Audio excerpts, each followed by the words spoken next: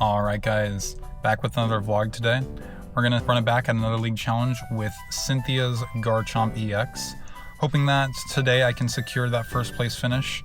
Obviously we got a whole season ahead of us, so plenty of league challenges still to play out, but getting them knocked out of the way early takes a lot of stress off and makes me be able to focus on the cups more deliberately. Today we're at Game Nut Entertainment, known in our local community for hosting 50-minute best of 3 challenges. Got a few very strong players here, so we're gonna see who I play against today. Brought along my camera mount, might be able to get some gameplay, depends on how long the games go. With 50 minutes, it's gonna be pretty tight today, so we'll see.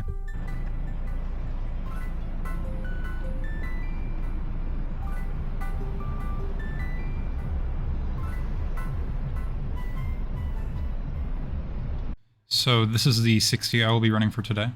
Cut 1 Pokegear, 1 Ultra Ball, 1 Artisan, and the Luminous to add Rocket's Watchtower, League Headquarters, 2 Fighting, and the 3rd Dark. I wanted to make sure that Crispin was live more often, and not being able to find the Luminous off of Earthen Vessel felt pretty bad going into many of my games. Alright, just got done with round 1. Crazy turnout today. Compared to yesterday where we had, 20 Masters? We have 33 Masters, and then 37 overall registers. So we have 3 seniors and junior that are gonna end up blending into the whole Masters pool. Played against a Miraidon, Bellybolt, Blaziken combo deck. It's like a Paralock deck. And I think his main game plan was to use Levincia and Blaziken to put lightning energy back into play and in hand, so that he could keep using Paralyzing Bolt for 160 each turn. Didn't really get to use his strategy too much. Kind of just won the coin flip, opened Secret Box, so I got TM Evolution plus whatever cards I needed for the next turn. Crispin, just basically set up to draw from a low hand with Garchomp on turn 2 or turn 3 from second, and pretty much just ran the game from there. Skipped pretty early in the first one, so going into the second game, he calls second. Finally see the Bellybolt EXs come down, so read that card. Didn't really know that it actually did a paralyzing effect. Might have been interesting. Think that maybe he could use a few tweaks, but besides that, pretty quick and easy round 1. I think it was about 25-26 minutes overall. And yeah, it's gonna be 6 rounds. 6 rounds for a league challenge is crazy. The last time I played 6 rounds for anything locally, it was a cup. But yeah, we're gonna see how that goes. It's currently about 150 right now. It's probably gonna keep me busy until pretty late tonight. So it might be a video tomorrow on Monday, but who knows. Alright, just got done with round 2. Played against Aaron Dugan, really top competitor in our local area. He's like a local demon. He doesn't travel that much, but he can really make some games happen. He was playing Ethan's Typhlosion. Game 1 kind of just outpaced him. Spiritomb put in work in the matchup. It's really important to have that along with all your Garchomps getting weighted. Game 2 it was also really close. He kept having the exact responses, and on the last turn he bossed to KO my damaged Garchomp when I was using Spiritomb. So then I sent up another Garchomp.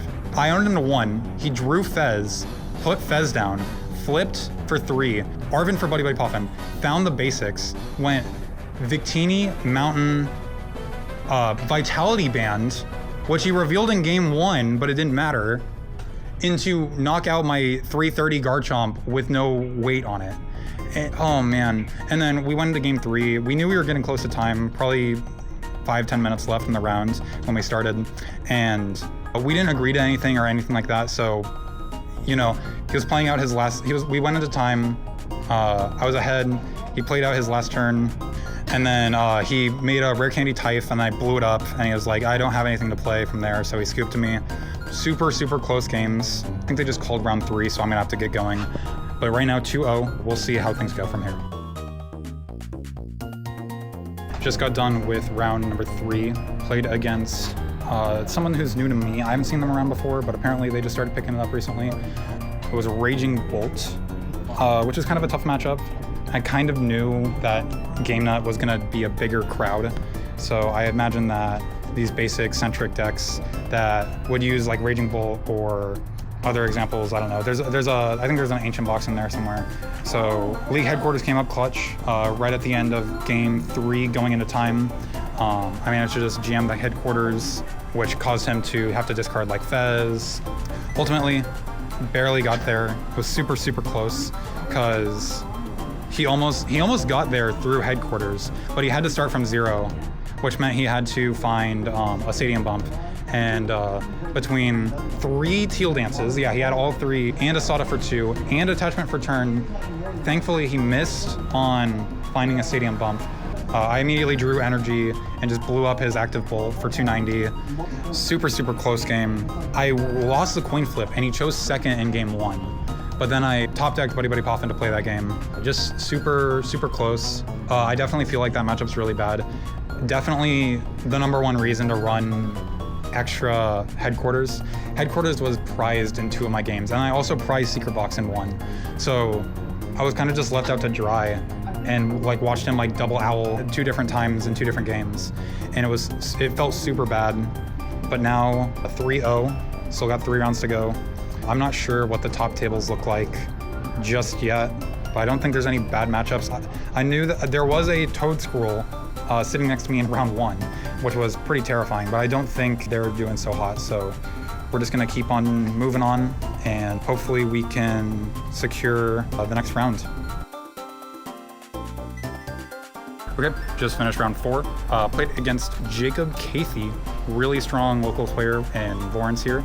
He was on Archaladon Bombs with Monkey Dory. He felt like coming out of it that it was just like a super terrible matchup for him.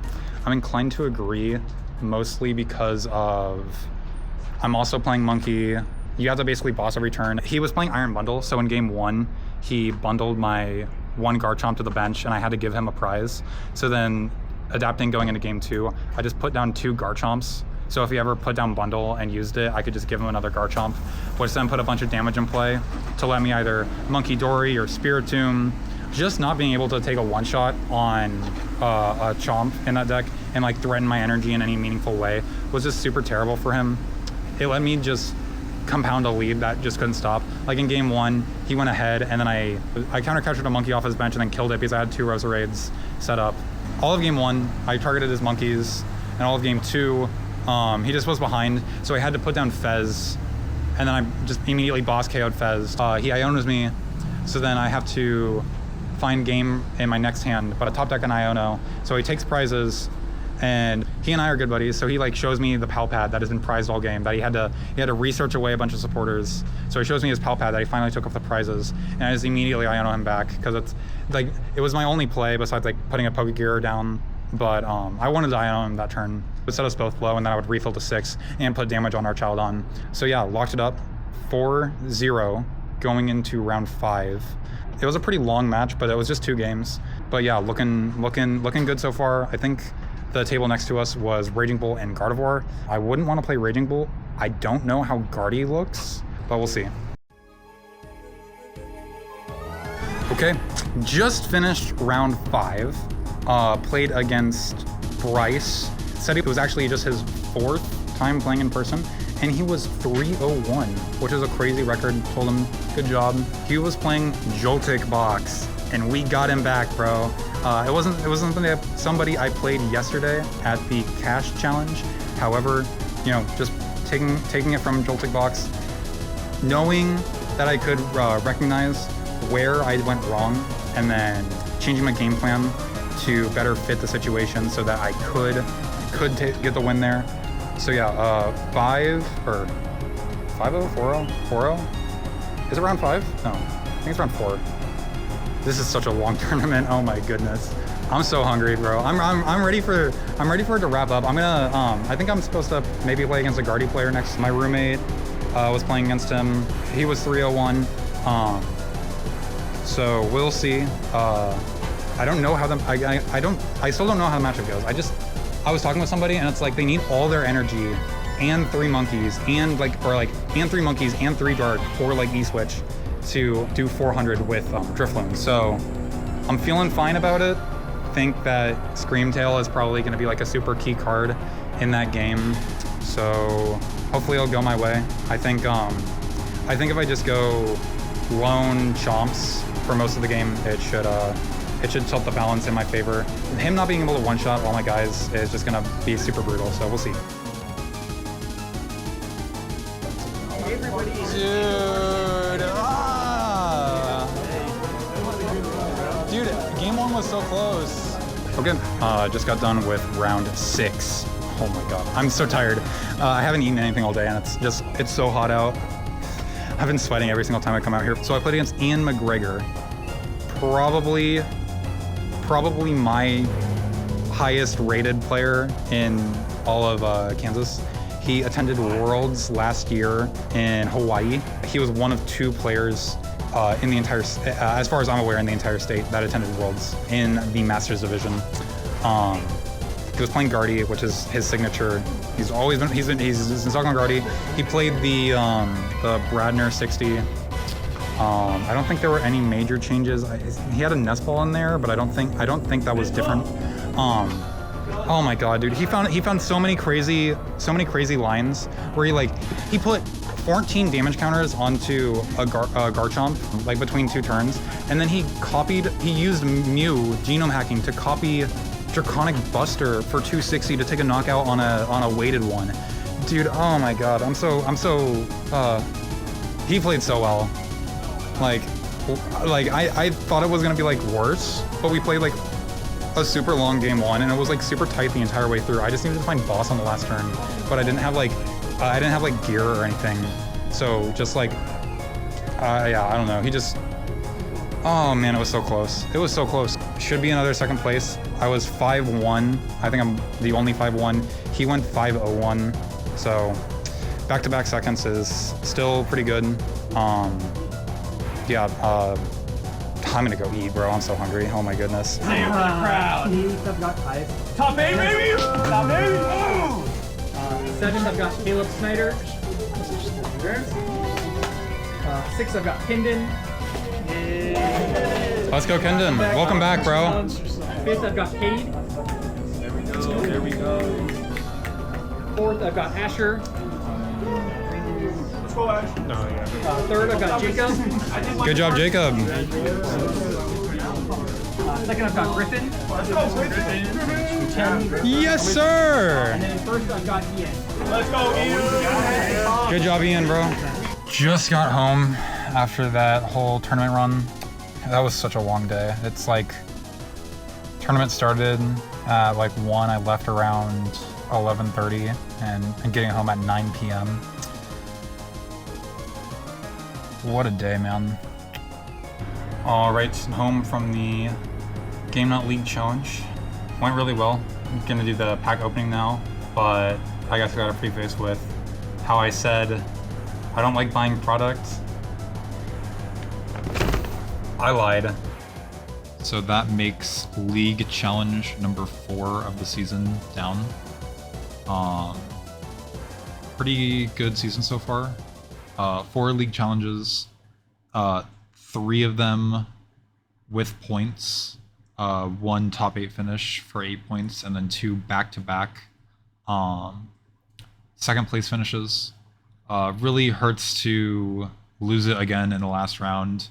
But Ian is definitely a really good player to take a loss to. So ultimately, I'm glad that we got to play. It's crazy that if any one person that was there didn't show up, I don't actually play him, and I finished that challenge undefeated as redemption for yesterday's flub. But it was good Pokemon all day, so can't really complain about the opportunity to play more, to be around the people that are at my locals. Saw some people that I hadn't seen for about 3-ish weeks, which was super nice. And yeah, I mean, you know, getting to open product it's not necessarily like a privilege, but it's super nice to be able to just like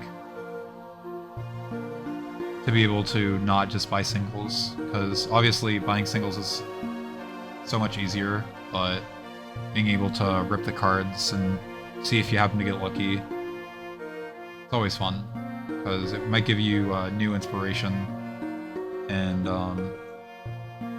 if you have a good set of locals, maybe you'll get to borrow some things that you're missing from them. Just a few last packs here.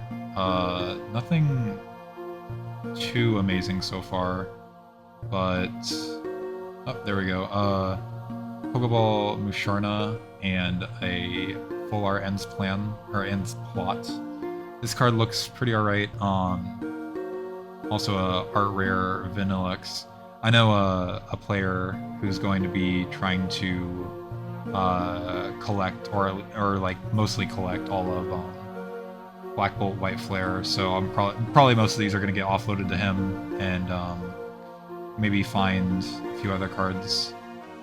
Super excited about the Electric, actually. I'm going to try and find some kind of toolbox style Lightning deck.